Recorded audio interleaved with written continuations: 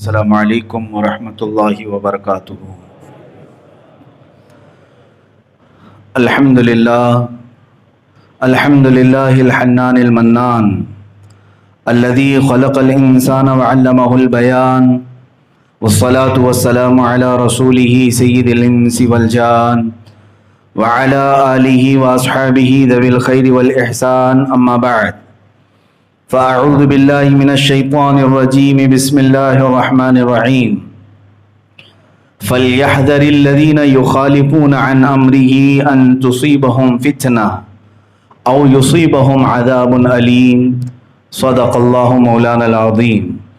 بارگاہ رسالت معاب صلی اللہ تعالی علیہ وسلم میں درود پاک کا ہدیہ پیش کریں۔ اللہم صلی علی سیدنا و مولانا محمد معدن الجود والکرم وآلہ واصحابہ الکرام وابنہ الکریم وبارک وسلم صلاۃ دائمۃ سرمدا ابدا۔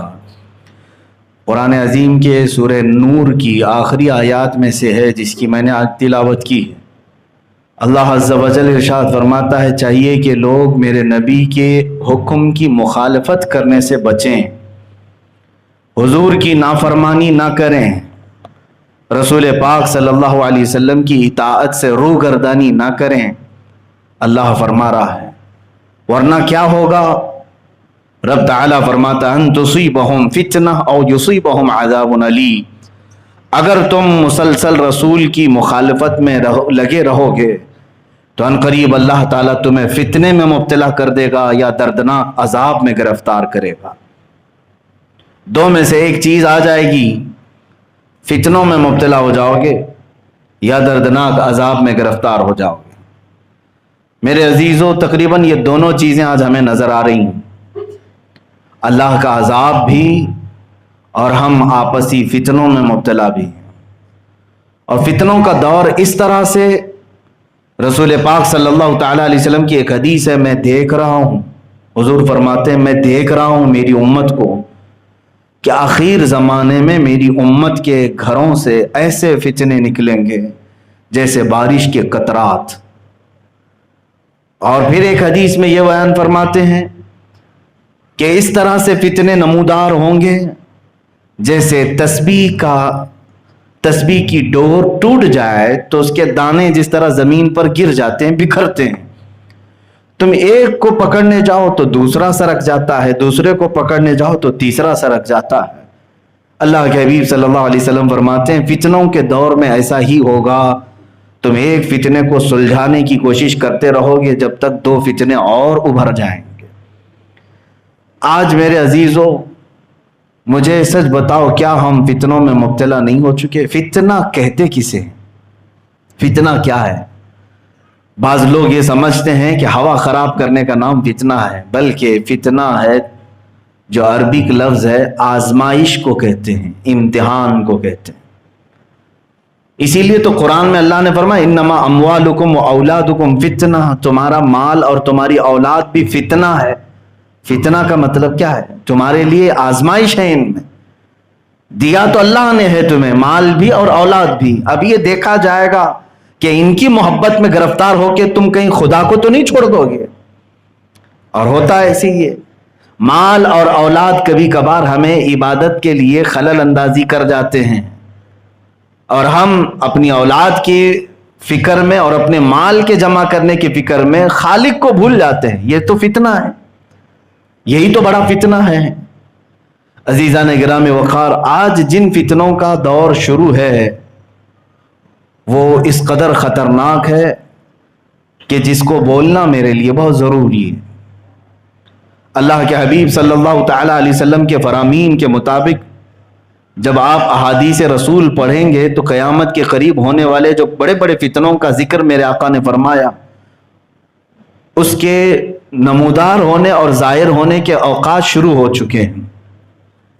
یہ کے بعد دیگرے ہمیں ختم کرنے کے لیے، ہمیں مار ڈالنے کے لیے منصوبے بنانا شروع ہو چکے ہیں۔ اور وہ حدیث بھی صادق آ گئی جو ابو داؤد شریف کی حدیث ہے، میرے آقا صلی اللہ علیہ وسلم فرماتے ہیں یوشک ان تداعى علیکم الامم کما تداعى الاکلۃ الی قصعتها۔ حضور فرماتے ہیں ان قریب تم دیکھو کہ میری امت پر ساری قومیں ایسے جھپٹ پڑیں گی جیسے بھوکا برتن پہ جھپٹتا ہے. ہر کوئی میری امت کو نشانہ بنائے گا. تو صحابہ اکرام رضوان اللہ تعالی علیہم اجمعین نے اس وقت پوچھا تھا یا رسول اللہ صلی اللہ علیہ وسلم کیا اس وقت آپ کی اس امت کی تعداد کم ہوگی؟ کیوں ایسا کریں گی پوری دنیا کی قومیں مل کر کے؟ سب ان کو کیوں پریشان کریں گے؟ آپ کے غلاموں پر کیوں جھپٹ پڑیں گے؟ اللہ کے نبی صلی اللہ علیہ وسلم فرماتے ہیں تعداد کم نہیں بلکہ بہت زیادہ ہوگی. وَلَكِنَّكُمْ كَثِيرُونَ، حضور فرماتے ہیں بلکہ تم بہت بڑی تعداد میں ہوں گے. لیکن ساتھ میں میرے آقا صلی اللہ علیہ وسلم نے یہ فرمایا غثاءً كغثاء السیل، لیکن ان کی حیثیت ایسی ہوگی جیسے سمندر کا جھاگ ہے. یعنی دکھنے میں بہت ہوں گے، ان کے اندر طاقت و قوت نام کی کوئی چیز نہیں رہ جائے گی. آج ایک ملک کی تعداد کے اعتبار سے ہم 25 کروڑ 25 کروڑ 25 کروڑ کا نعرہ لگاتے ہیں. میرے عزیزوں یہ 25 کروڑ تعداد میں بہت بھاری ہے، بہت بھاری ہے.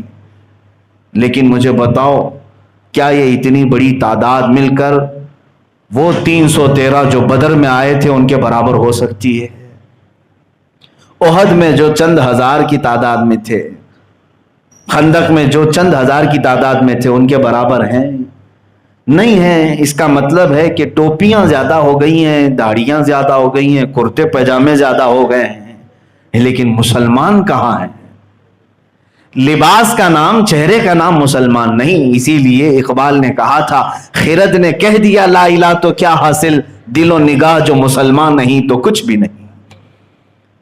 یہ تو زبان کہہ جاتی ہے، تمہاری بڑی بڑی باتیں کہہ جاتی ہیں، لیکن اگر دل و نگاہ مسلمان نہیں تو کچھ بھی نہیں.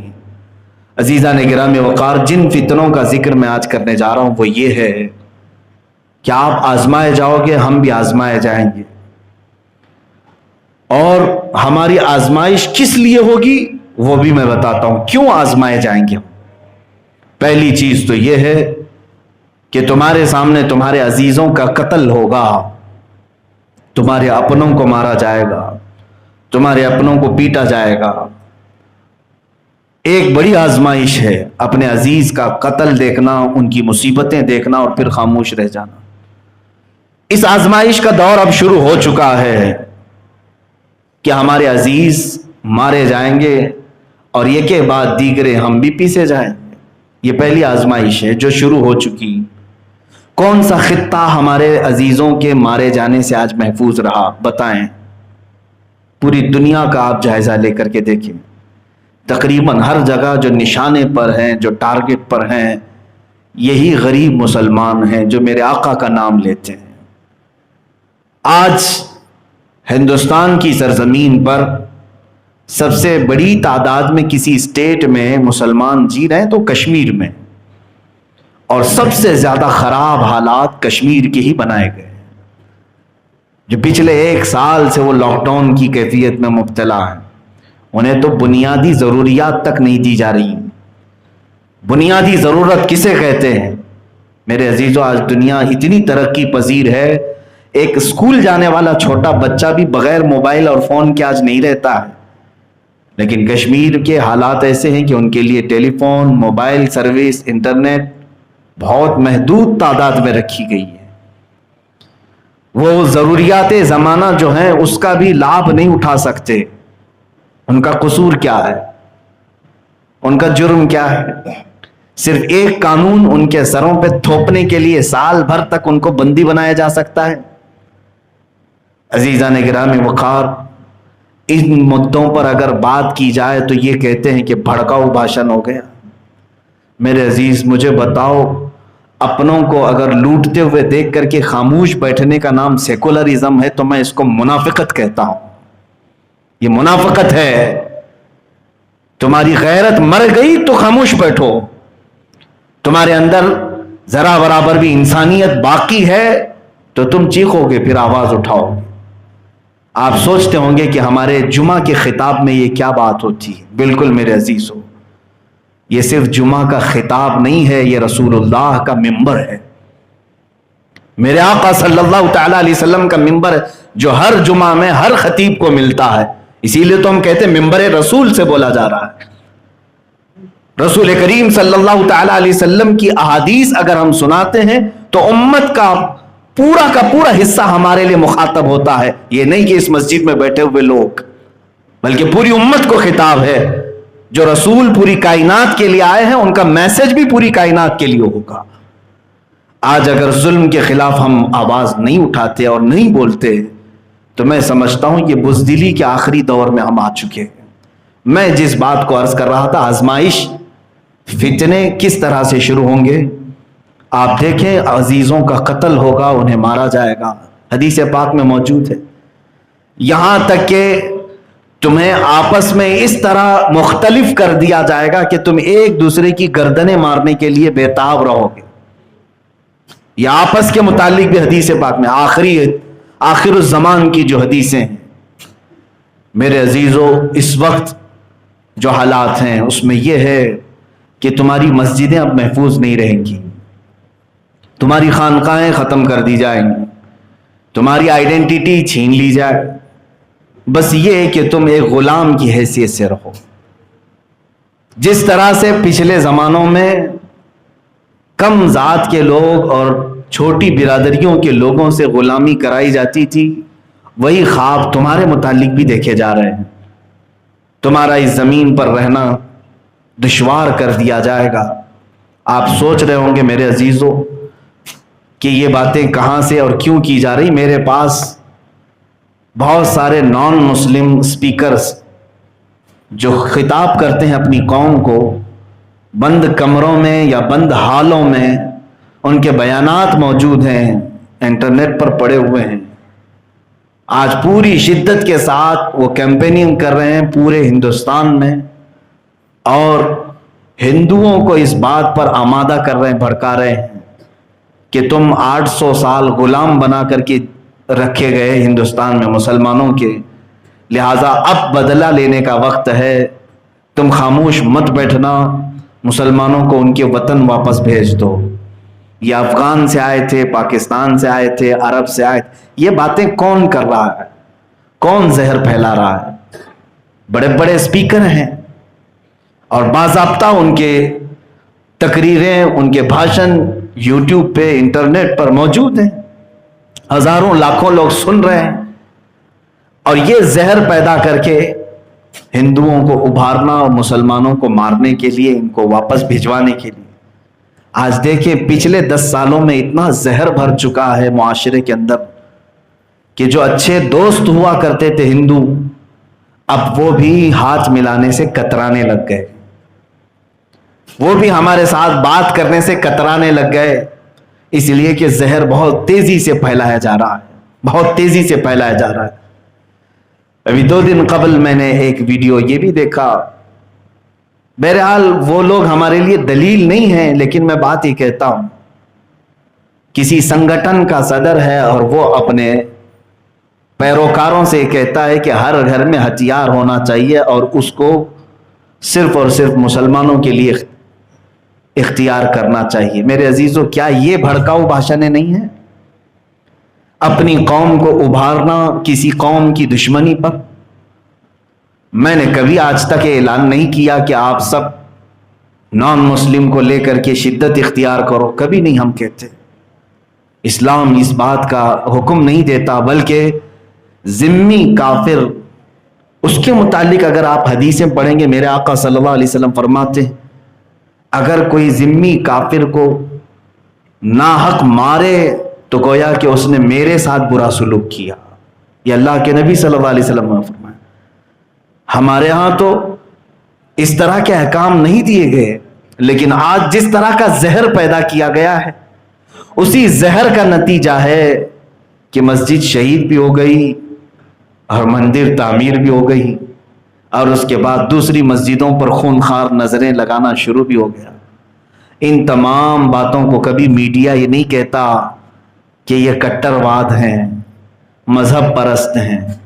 لیکن اگر ہم دین خدا کے متعلق، ناموس رسالت کے متعلق بولیں تو ساری میڈیا اچھل کود کرتی ہے کہ یہ کٹر واد ہیں، کٹر واد ہیں.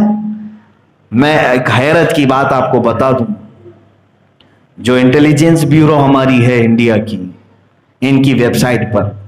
مجھے بھی پرسوں ہے ایک انجینئر نے خبر دی. اس ویب سائٹ پر انہوں نے جو پورے انڈیا کی تنظیمیں جو آتنکواد کرتی ہیں, دہشت گردی کرتی ہیں, ٹیررسٹ ہیں, ان کا ایک سروے لیا اور وہ پوری لسٹ ان کی ویب سائٹ پر موجود ہے. وہ کتنی سنگٹھنیں ہیں, اس میں سب سے زیادہ سنگٹھنیں جو ہیں, تنظیمیں ہیں, وہ ہندوؤں کی ہیں. یہ انٹیلیجنس بیورو کی ویب سائٹ پر پڑی ہوئی چیزیں ہیں, لیکن کبھی اس کو میڈیا نہیں بتایا, کبھی میڈیا اس سلسلے میں اچھل کود نہیں کرے. میرے عزیزو, ہم یہ کہتے ہیں آتنکواد, دہشت گرد یا ٹیررزم کا تعلق کسی مذہب سے نہیں ہوتا. جو ہندو اپنی ہندوؤں کی کتابیں پڑھتے ہیں وہ بھی نرم لہجہ اختیار کرتے ہیں,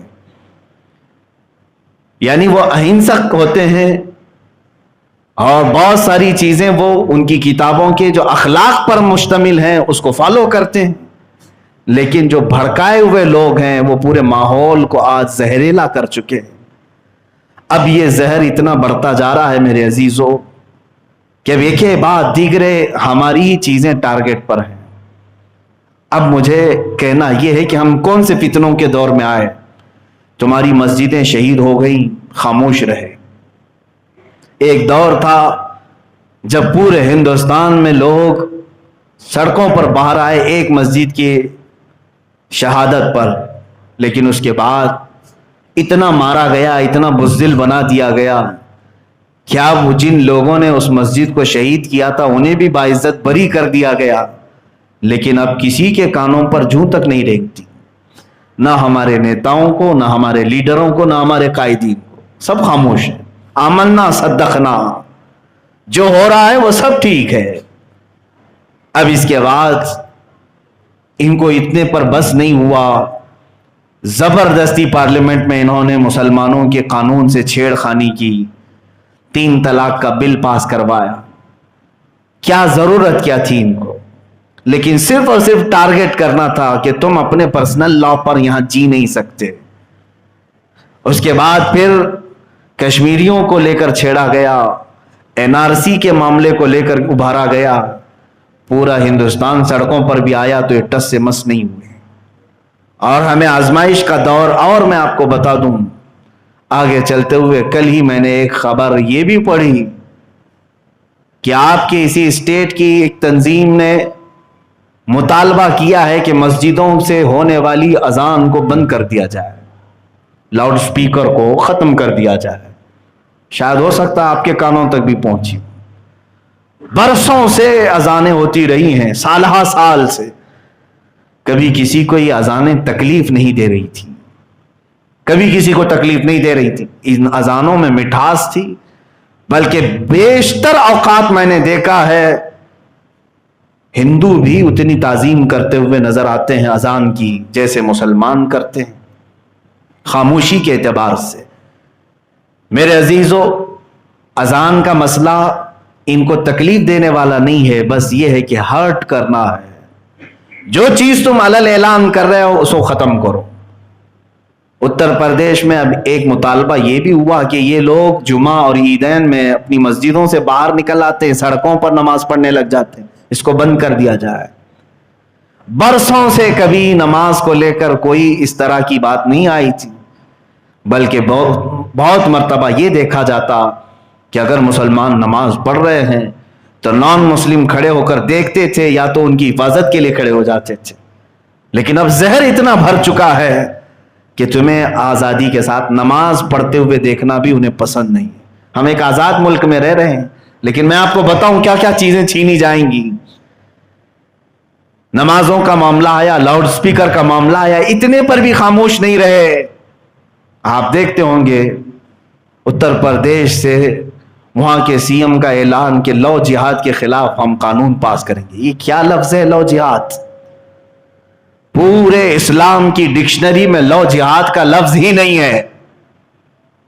آپ مجھے نکال کر کے بتائیں 1400 سالہ ہماری تاریخ کی کتابوں میں کہیں سے یہ لو جہاد کا لفظ تمہارا اپنا بنایا ہوا ہے؟ اسلاموفوبیا, اسلام سے لوگوں کو ڈرانے کے لیے، لوگوں کے دلوں میں بھے پیدا کرنے کے لیے تم نے نئے نئے الفاظ گڑھنے شروع کیے۔ میرے عزیزو، اب تو حالات یہ ہے کہ انہوں نے قانون یہ پاس کرنا ہے، لو جہاد کا مطلب یہ ہے کہ کوئی بھی مسلمان لڑکا ہندو لڑکی سے شادی نہ کرے۔ ان کا کہنا یہ ہے کہ وہ لڑکیوں کو اپنے جال میں پھانستے ہیں اور پھر مسلمان بناتے ہیں۔ میں تو کہتا ہوں یہ قانون آنا بھی چاہیے، اس لیے کہ اسلام میں نکاح جو ہے مسلمان کا مسلمان کے ساتھ ہی حلال ہے، مسلمان کے ساتھ ہی جائز ہے۔ اکا دکا حالات ہوتے ہوں گے کہیں پر، لیکن ہم آزاد ملک میں رہ رہے ہیں۔ اگر تم نے قانون بنا بھی دیا تو بہت اچھی بات ہے۔ میں تو چاہتا ہی ہوں کہ ہمارے بچے ہماری بچیوں سے نکاح کریں۔ کیا مسلمان لڑکیاں کم ہو گئی ہیں، ختم ہو گئی ہیں؟ نوجوانوں، تم اپنے اسلام میں پیدا ہونے والی بچیوں سے ہی نکاح کرو، اچھی بات ہے۔ لیکن میں سمجھتا ہوں یہ قانون بنانے کے بعد سب سے پہلے اس قانون کے شکنجے میں کون آئے گا، اس پر کیا یہ قانون لگائیں گے؟ لو جہاد کا قانون میں سمجھتا ہوں سب سے پہلے بی جے پی لیڈروں کے اوپر آنا چاہیے، اس لیے کہ ان میں دو بڑے مسلم نیتا ہیں اور دونوں نے ہندوؤں سے شادی کی ہے۔ تو سب سے پہلا تو یہی اسی سنگٹن نے شروع کیا ہے۔ عزیزان گرامی وقار، یہ سب باتیں اپنی جگہ پر، لیکن مجھے جو کہنا ہے وہ یہ ہے، یہ کہ بعد دیگرے یہ چیزیں بڑھتی چلی جائیں گی، بڑھتی چلی جائیں گی۔ تمہاری داڑیاں پکڑ کر کے تمہارے چہروں پر مارنا، ٹوپیاں کھینچ لینا، مسجدوں کے لاؤڈ سپیکر نکالنے کی بات کرنا، تمہاری تقریروں سے انہیں الرجی ہونا، لو جہاد کے الفاظ لانا، یہ سب کرتے جائیں گے۔ تمہاری آزمائش کس بات پر ہو رہی ہے؟ اس بات پر کہ پورا کا پورا میدان سناٹا ہے، کوئی بولنے کو تک تیار نہیں۔ اب میں آپ کو بتاتا ہوں حدیث رسول، تمہارے اوپر ذلت پر ذلت آتی جائے گی۔ اللہ کے نبی صلی اللہ علیہ وسلم نے فرمایا، ابو داؤد شریف کی حدیث ہے، حضرت عبداللہ ابن عمر رضی اللہ تعالیٰ عنہما اس کے راوی ہیں، فرماتے ہیں اذا تبایعتم العینۃ واخذتم الزرع واخذتم اذناب البقر ورضیتم بالزرع وترکتم الجہاد سلط اللہ علیکم ذلا لا ينزعه حتى ترجعوا الى دینکم او کما قال رسول اللہ صلی اللہ علیہ وسلم۔ میرے آقا فرماتے ہیں جب تم سود کے کاروبار میں لگ جاؤ اور کھیتی باڑی میں لگ جاؤ اور جہاد کو ترک کر دو گے، یہ لفظ ان کے لیے بڑا بم ثابت ہوتا ہے۔ حضور اکرم صلی اللہ علیہ وسلم نے فرمایا جب تم جہاد کو ترک کر دو گے، اللہ تمہارے اوپر ذلت کو مقرر کر دے گا، اور یہ ذلت نہیں ہٹائی جائے گی، لا ينزعہ، یہ ذلت تمہارے اوپر سے نہیں ہٹائی جائے گی، حتی ترجعوا الی دینکم، یہاں تک کہ تم اپنے پرانے دین میں واپس آ جاؤ۔ جب تک تم لوٹ نہیں آؤ گے اپنے اقدار پر، اس وقت تک تمہارے اوپر ذلت مقرر کی جائے گی۔ عزیزان گرامی وقار، وہ کون سا پرانا ہمارا دین ہے؟ وہی صحابہ اکرام رضوان اللہ تعالی علیہم اجمعین کا، صحابہ کے بعد تابعین کا۔ جانتے ہیں جنگ تبوک کیوں ہوئی تھی؟ خود میرے آقا صلی اللہ علیہ وسلم چل پڑے تھے اس بنیاد پر کہ ایک صحابی کو میرے آقا نے قاصد بنا کر کے اس ملک بھیجا تھا، اور بیچ میں اس بادشاہ کے وزیروں نے یا اس کے عمرہ نے مل کر کے اس صحابی رسول کو قتل کر دیا۔ ایک ایمبیسیڈر کو قتل کرنا، ایک سفیر کو قتل کرنا معمولی نہیں۔ میرے آقا صلی اللہ تعالی علیہ وسلم کے سفیر کو قتل کیا گیا، تو کیا یہ سوچ کر کے حضور خاموش بیٹھ گئے؟ چلو ایک آدمی ہی تو گیا ہے، دوسرے ملک میں مرا ہے؟ نہ، اللہ کے نبی صلی اللہ تعالی علیہ وسلم نے صحابہ سے کہا کہ یہ ایک شخص کا قتل ہونا پورے اسلام کی توہین ہے۔ رسول پاک صلی اللہ علیہ وسلم کے سفیر کا قتل کرنا یہ رسول کی توہین ہے۔ اٹھو، سب مدینے سے نکلے۔ اللہ کے رسول صلی اللہ علیہ وسلم نے اسی جہاد میں فرمایا تھا کوئی اپنے گھر میں نہیں بیٹھا رہے گا، کوئی اپنے گھر میں نہیں بیٹھا رہے گا۔ چل پڑے، اور آپ کو میں بتاؤں 3 صحابہ پیچھے رہ گئے تھے، 3 صحابہ چھوٹ گئے۔ حضرت کعب بن مالک رضی اللہ تعالیٰ عنہ اسی جہاد میں نہیں جا سکے تھے. انہی کی بیان کی ہوئی حدیث میں آپ کو بتاتا ہوں. وہ کہہ رہے تھے کہ ہم نے سوچا رات کو نکل جائیں گے, حضور کی جماعت جا رہی ہے تبوک کی طرف, لیکن ہم نے سوچا تھوڑی دیر سو لیتے ہیں, مدینے کے باہر جا کر کے مل لیں گے. صبح ہونے کے بعد تھوڑا اور کام آ گیا, میں نے سوچا دوسری منزل میں تیز گھوڑا دوڑا کر کے مل لوں گا. سوچتے سوچتے رہ ہی گیا, حضور چلے گئے اور میں مدینے میں رہ گیا. اس طرح 3 صحابہ پیچھے رہ گئے. کس لیے؟ ایک صحابی کا قتل ہوا ہے اور رسول کریم صلی اللہ علیہ وسلم پورے مدینے کو لے کر نکل پڑے باہر. تم لوگ یہ کہتے ہو آج کیا ضرورت ہے ہر چیز پر بات کرنے کی. میرے آقا صلی اللہ تعالی علیہ وسلم رحمت للعالمین تھے, لیکن ساتھ ہی اگر نا انصافی کسی ایک پر بھی ہو, میرے آقا مدینے میں آرام سے نہیں بیٹھتے, نکل آئے تھے. اب اللہ کے حبیب صلی اللہ علیہ وسلم تبوک سے واپس جب تشریف لائے 1 مہینے کے بعد, سب سے پہلے کیا فرمایا جانتے ہیں آپ؟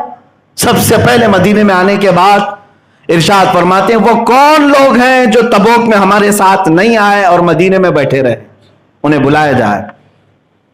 وہ حضرت کعب بن مالک تھے اور 2 صحابہ تھے, وہ حاضر ہوئے. حضور نے پوچھا کوئی عذر ہے تمہارے پاس, تبوک میں جہاد میں کیوں نہیں حاضر ہوئے؟ ان تینوں نے کہا کہ ہم چاہتے تو بہانہ بنا دیتے کچھ نہ کچھ. حضرت کعب فرماتے ہیں اس سے کیا بہانہ بنائے جو دلوں کے حالات بھی جانتا ہے. ہم نے کہا یا رسول اللہ صلی اللہ علیہ وسلم بس سستی اور کاہلی سے ہم پیچھے رہ گئے. اتنا سننا تھا. اللہ کے حبیب صلی اللہ تعالی علیہ وسلم نے کتنا بڑا ایکشن لیا جانتے ہیں آپ؟ حضور اکرم صلی اللہ علیہ وسلم نے پورے مدینے کے صحابہ کو اعلان کر دیا آج کے بعد سے ان تینوں سے نہ کوئی سلام کرے گا, نہ کلام کرے گا, نہ مصافحہ کرے گا, نہ ان کے گھر کوئی جائے گا, نہ ان کی کوئی چیز لے گا, پورا طور پر ان سے بائیکاٹ کرے. اور صحابہ حضور کی بات پر ایسا عمل کرتے تھے, دنیا ادھر سے ادھر ہو جائے, چھپ کر کے بھی کوئی ملنے کو تیار نہیں. حضرت کعب کہتے ہیں میری بیوی مجھ سے بات نہیں کر رہی تھی, اس لیے کہ اللہ کے نبی نے منع کر دیا. گھر والے دیکھنے کو تیار نہیں. حضرت کعب رضی اللہ تعالیٰ عنہ فرماتے ہیں ہمارے لیے یہ زمانہ اتنا سخت ہو گیا تھا جیسے لگتا کہ روز ایک موت ہے. ہم پچھتاتے آخر کیوں نہیں ہم گئے, کیوں نہیں ہم گئے. 40 دن تک بائیکاٹ چلتا رہا. ان کا جرم کیا تھا؟ کون سا گناہ تھا؟ میرے عزیزوں, صحابہ کرام رضوان اللہ تعالی علیہم اجمعین کو میں گناہ اور جرم سے تعبیر نہیں کروں گا, لیکن ایک بات صحابہ کی حضور کو اس قدر ناپسند ہوئی کہ جب کبھی اسلام اور سفیر اسلام پر حملہ ہو تو گھر میں بیٹھنے کا حق ہی نہیں, اور جو بیٹھا رہا صحابی بھی کیوں نہ ہو اس کا بائیکاٹ حضور نے کر دیا. اب مجھے بتاؤ صحابہ کا جب حضور صلی اللہ علیہ وسلم 40 دن تک بائیکاٹ کرتے ہیں صرف اس بنیاد پر کہ تم نے اسلام پر آنے والی آنچ کا مقابلہ کیوں نہیں کیا, تو پھر ان تمام گدی نشینوں کا کیا حال ہوگا, خانقاہوں کا کیا حال ہوگا, جو بڑے بڑے اپنے اکابر ہیں ان کا کیا حال ہوگا؟ کیا ان سے سوال نہیں ہوگا؟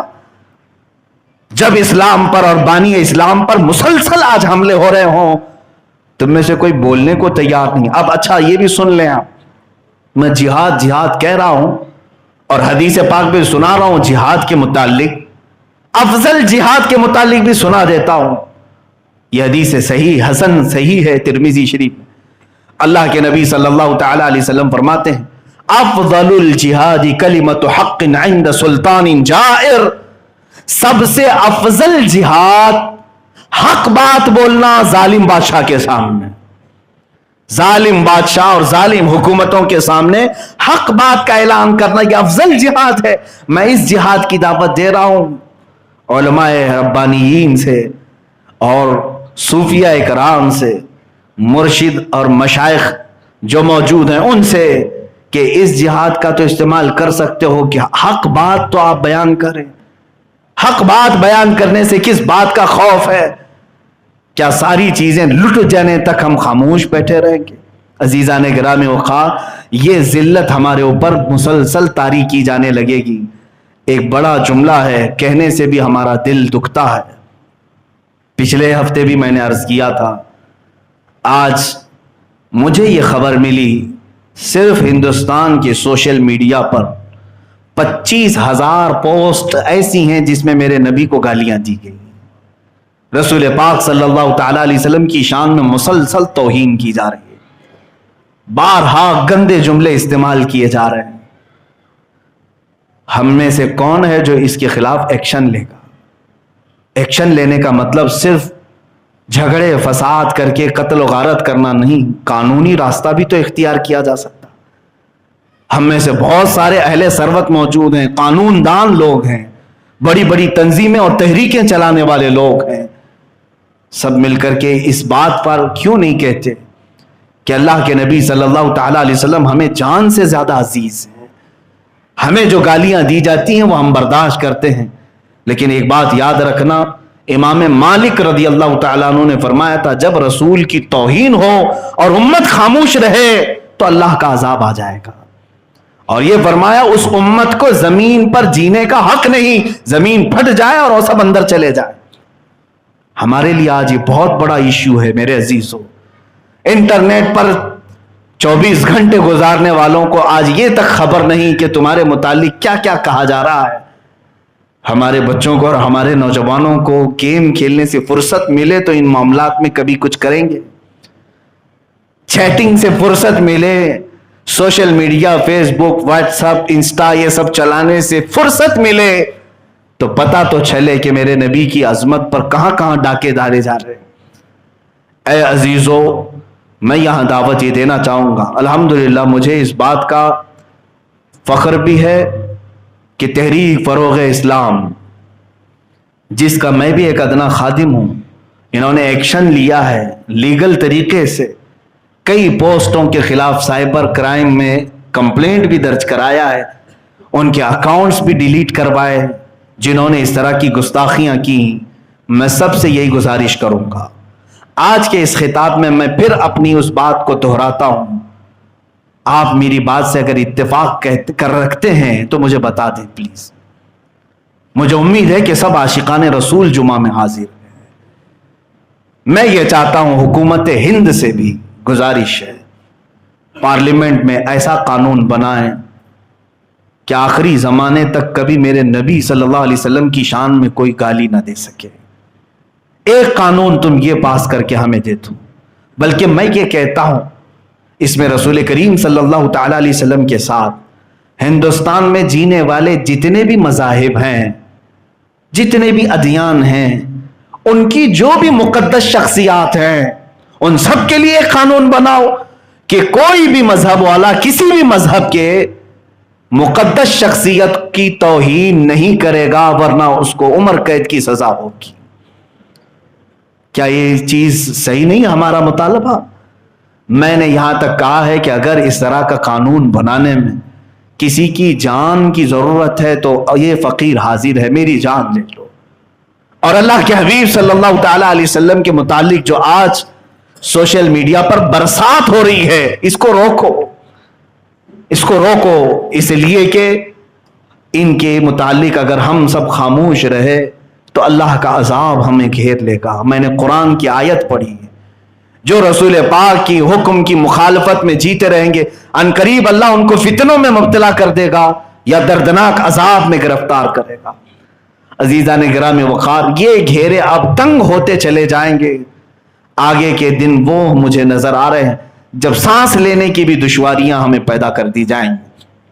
کون مسجد میں آ سکتا ہے، کون پڑھا سکتا ہے، اس کا بھی ڈکلیریشن ہونا ابھی باقی ہے۔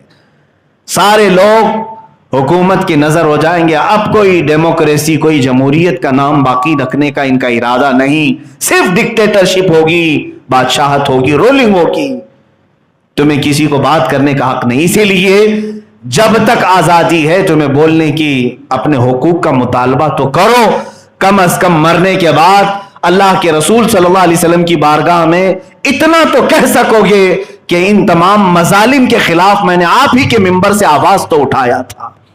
خاموش رہو گے تو پھر ہر ایک کی پکڑ ہوگی، ہر ایک گرفتار ہوگا۔ عزیزان گرامی وقار، ان فتنوں کے زمانے میں آپ کا کیا رول ہونا چاہیے؟ آپ کا کیا رول؟ بہت سارے بچے ہم سے پوچھتے ہیں، آپ کی تقریریں ہم نے سنی ہیں، اور ہم کیا کر سکتے ہیں اس سلسلے میں؟ پہلی چیز تو یہ ہے، رسول پاک صلی اللہ تعالی علیہ وسلم نے جو حدیث میں بیان کیا ہے وہی چیز میں تمہیں بھی کہوں گا، حتی ترجعوا الی دینکم، یہ ذلت تمہارے سروں سے نہیں ہٹے گی جب تک تم اپنے پرانے دین میں نہیں آ جاؤ گے۔ یہ حضور نے جب فرما دیا تو تمہیں اپنے اسی دین میں واپس لوٹنا ہوگا۔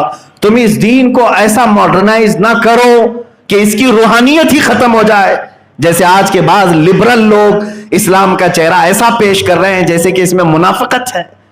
اسلام ایک مقدس دین ہے، اس میں کسی چیز کی کمی نہیں۔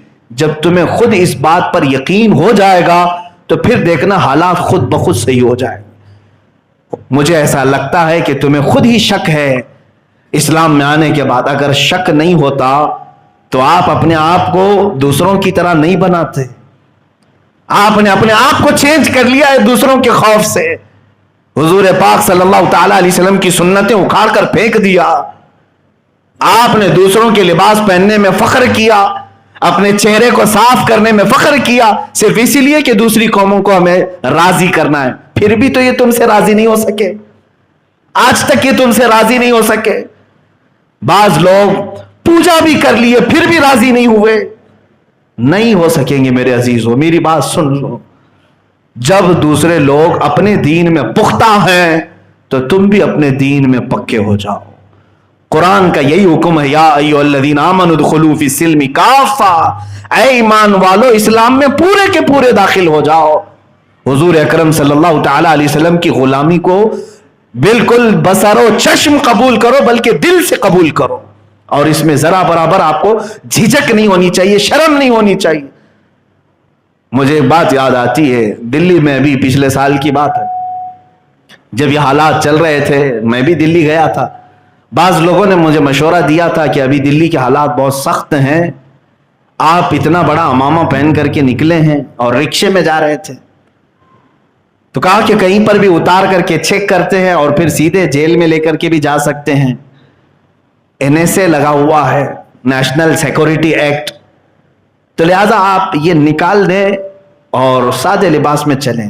ہمارے ساتھ بھی علماء تھے، میں توہین کے لیے نہیں کہہ رہا ہوں، لیکن میرے عزیزو میں یہ بات اس لیے کہہ رہا ہوں، بعض لوگ تو ڈر گئے، لیکن میں نے یہی کہا اچھی بات ہے، رکشے سے اگر اتار دیں اور مجھے جیل میں لے جائیں تو میں فخر کے ساتھ جاؤں گا کہ سنت رسول کے ساتھ ہی جا رہا ہوں، مجھے اس بات میں عیب اور شرم نہیں محسوس ہوگی۔ اللہ کے حبیب صلی اللہ تعالی علیہ وسلم کی سنت مبارکہ ہے، میں تاج کے ساتھ گیا ہوں۔ اچھا مجھے یہ گارنٹی دے دو کہ یہ ہمارا سب پورے کپڑے اتارنے کے بعد بھی ہمیں نہیں پکڑیں گے، نہیں لے جائیں گے، تو پھر میں آپ کی بات توجہ سے سنوں میرے عزیزو، نہ تمہارے لباس سے نہ تمہارے ان اماموں سے، بلکہ تکلیف دشمن کو ہے تمہارے نام اسلام سے، جو تم وابستہ ہو جس دین سے۔ اسی لیے میں کہتا ہوں آپ مکمل دین میں داخل ہو جاؤ، تاکہ اللہ بھی تو وعدہ فرما چکا ہے تمہارے ساتھ، تم اگر کامل مومن بن جاؤ گے تو اللہ کی اسی وقت مدد نازل ہوگی، مدد بھی آئے گی۔ قرآن کہتا ہے وَكَانَ حَقًّا عَلَيْنَا نَصْرُ الْمُؤْمِنِينَ، ہم نے اپنے اوپر لازم کر لیا ہے کہ ایمان والوں کی مدد کریں گے۔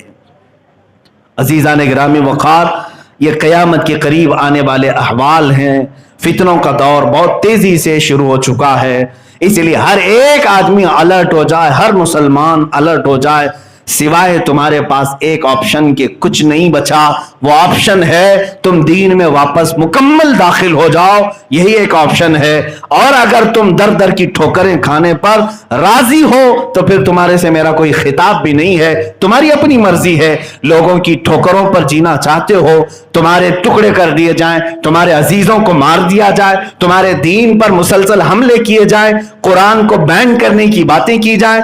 ابھی ایک پنڈت نے برسر مجمع یہ کہا کہ سب سے زیادہ آتنک قرآن سکھاتا ہے، اس کو بین کیا جائے۔ یہ کہاں کہاں تک کی باتیں آ گئی میرے عزیزو، یہ زہر کتنا بڑھتا چلا گیا۔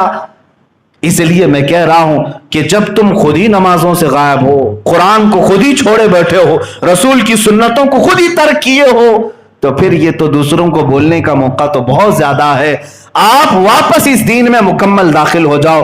اقبال کا وہ شعر مجھے بہت اچھا بھی لگتا ہے، میں گنگناتا بھی ہوں، ان کے جو ہم غلام تھے خلق کے پیشوا رہے، ان کے جو ہم غلام تھے خلق کے پیشوا رہے، ان سے پھرے جہاں پھرا، پھر آئی کمی وقار میں، ہمیں کرنی ہے شہنشاہ بطحا کی رضا جوئی، وہ اپنے ہو گئے تو رحمت پروردگار اپنی، اگر وہ اپنے ہو گئے رحمت پروردگار اپنی ہو جائے گی۔ عزیزان گرامی وقار، میرے اسی میسج پر میں اپنی گفتگو کا اختتام کرتا ہوں۔ اللہ تعالی ہمیں ان فتنوں کے دور میں ایمان کی سلامتی عطا فرمائے۔ اے رب ذوالجلال، ہم میں سے ہر ایک وعدہ کرتا ہے کہ مولا ہماری گردنیں تیرے حبیب پاک کی ناموس رسالت کے لیے ہیں، جب بھی وقت آ پڑے مولا ہم سب اپنی قربانیاں دینے کے لیے حاضر ہیں۔ اے کریم خدا، ہم سب کو شہادت نصیب فرما، تیرے دین کی حمایت کے لیے ہم سب کی خدمت کو قبول فرما۔ اے کریم خدا ارحم الراحمین، ہمیں آپسی فتنوں سے محفوظ فرما، ایک دوسرے کی رسہ کشی اور فتنے بازیوں سے ہماری حفاظت فرما۔ خلاق العالمین ارحم الراحمین، دین و سنیت کی غیب سے تو حفاظت فرما، اسلام و سنیت کا بول بالا فرما، کفر و شرک کا منہ کالا فرما۔ جتنے بھی دشمنوں نے برے منصوبے بنائے ہیں مولا، ان سب کے منصوبوں کو تو خاک میں ملا دے۔ حسبنا اللہ و نعم الوکیل، نعم المولا و نعم النصیر، وصلی اللہ تعالی علی خیر خلق محمد وآلہ واصحابہ اجمعین، وآخر دعوانا الحمد للہ رب العالمین۔